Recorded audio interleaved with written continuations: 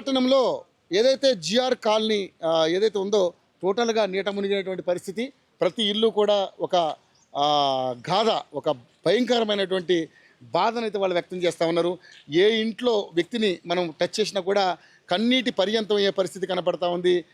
ఇక్కడంతా కూడా మొత్తం కూడా ఇళ్ళన్నీ కూడా ధ్వంసమయ్యి, అదేవిధంగా లోపల ఉన్నటువంటి వాటర్ ఆ ఇల్లు సామాన్లన్నీ కూడా మొత్తం కూడా నాశనం అయిపోయినటువంటి పరిస్థితి మనం చూస్తున్నాం. మొత్తం కూడా టోటల్గా అంతా కూడా బురదమయం అయిపోయినటువంటి పరిస్థితి మనం చూస్తూ ఉన్నాం.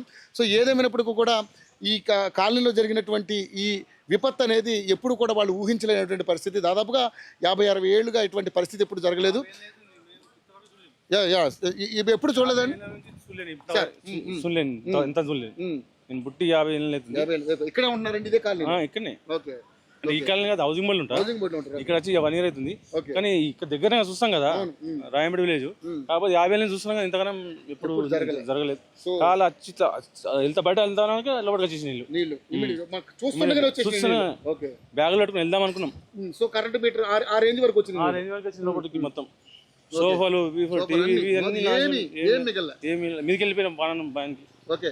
సో ప్రాణాలు కాపాడుకోవడానికి పై ఫ్లోర్లకు వెళ్ళిపోయాం తప్పితే మాకంటూ ఏం మిగలలేదంటూ కూడా చాలామంది స్థానికులు చెప్తా ఉన్నారు. ప్రతి ఇల్లు చూడండి, ఇక్కడ అన్ని సోఫాలు, టీవీలు, ఫ్రిడ్జ్లు అన్నీ టోటల్ ఏ గృహోపకరణాలు కూడా పనికొచ్చే పరిస్థితి లేదు.